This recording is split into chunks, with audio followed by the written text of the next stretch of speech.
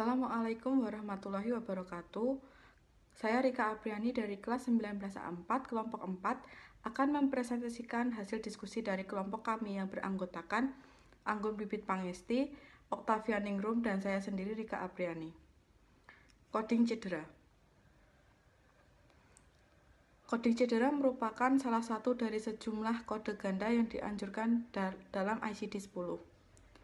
Untuk tata cara cedera ini diatur dalam aturan coding morbiditas pada manual instruksi volume 2. Dalam hal cedera yang bersifat multiple, maka terdapat aturan coding morbiditas untuk coding multiple condition atau kondisi ganda.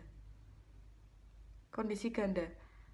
Pilih kondisi yang paling parah atau yang membutuhkan sumber daya paling besar atau paling dominan sebagai main condition. Bila tidak ada perdominan, gunakan istilah multiple fracture, multiple head injuries, atau HIV disease resulting in multiple infection. Diikuti dengan daftar kondisi atau rinciannya.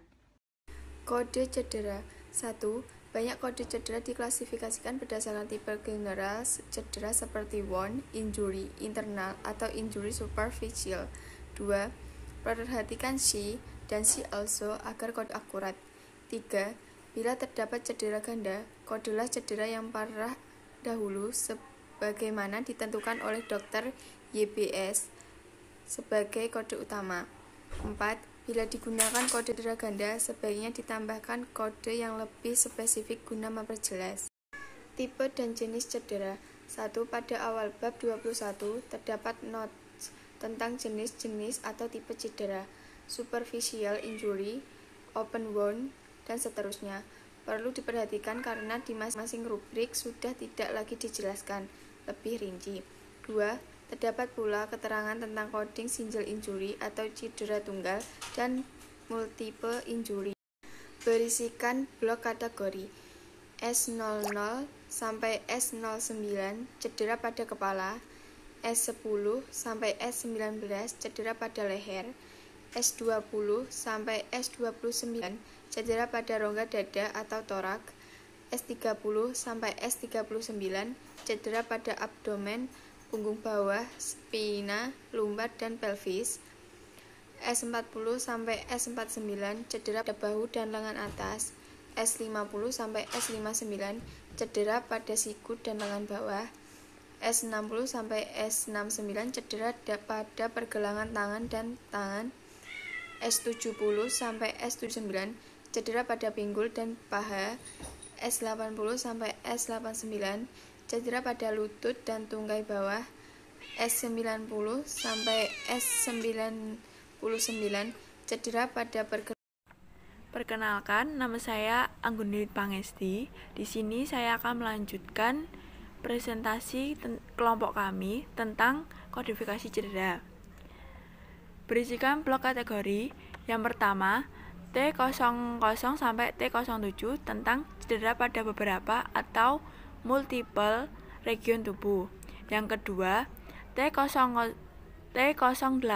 sampai T14 tentang cedera pada bagian badan, anggota gerak, dan region tubuh yang tak dirinci atau unspecified. Yang ketiga, T15 sampai T19 tentang efek dari benda asing memasuki tubuh melalui lubang atau orificium alami. Yang keempat, T20 sampai T32 tentang luka bakar dan korosi atau burn and corrosion. Yang kelima, T33 sampai T35 tentang kematian jaringan akibat suhu dingin atau frostbite. Yang keenam, T36 sampai T50 tentang keracunan obat, ramuan, dan substansi biologik. Yang ketujuh, T51 sampai T65 efek toksik dari substansi yang terutama non-obat atau non-medikal dan sumbernya. Yang ke-8, T66 sampai T78 tentang efek yang lain dan yang tak dirinci dari sebab luar. Yang ke-9, T79 tentang komplikasi awal tertentu dari trauma. Yang ke-10, T80 sampai T88 tentang komplikasi asuhan bedah dan asuhan medis tak terklasifikasi di tempat lain. Yang ke-11, T90 sampai T98, sequel gejala sisa dari cedera, dari keracunan, dan dari akibat sebab luar. Blok kategori pada bagian S dan juga pada T00 sampai T14 serta T90 sampai T98 berisikan cedera yang diklasifikasikan pada level 3 karakter dalam kelompok tipe. Antara lain, yang pertama, cedera pada superficial atau cedera superficial. Yang kedua, luka terbuka atau open wound. Yang ketiga, fraktur. Terdapat tertutup, dislokasi, terbuka. Yang keempat, kesleo. Kesleo terdapat dislokasi, regangan, dan tekanan atas sprain and strain. Yang kelima, cedera nervus dan cordon spinalis atau saraf spinal.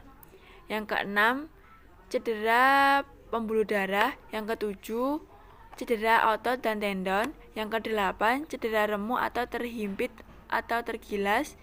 Yang kesembilan, amputasi traumatik. Yang ke-10, cedera pada organ dalam. Yang ke-11, cedera lain dan yang tak dirinci. Cedera superficial seperti abrasi atau contusion tidak perlu dikode. Jika terdapat cedera yang lebih berat pada lokasi yang sama, bila mengkode cedera ganda, misalnya fraktur tibia dan fibula, beri kode yang terpisah, kecuali tersedia kode kombinasi. Bila mana cedera primer menimbulkan kerusakan minor pada pembuluh darah atau saraf perifer, maka cedera primer dikode terlebih dahulu baru kode tambahan untuk cedera minornya. Demikian pula sebaliknya. Demikian presentasi dari kelompok 4. Kurang lebihnya kami mohon maaf. Wassalamualaikum warahmatullahi wabarakatuh. Terima kasih.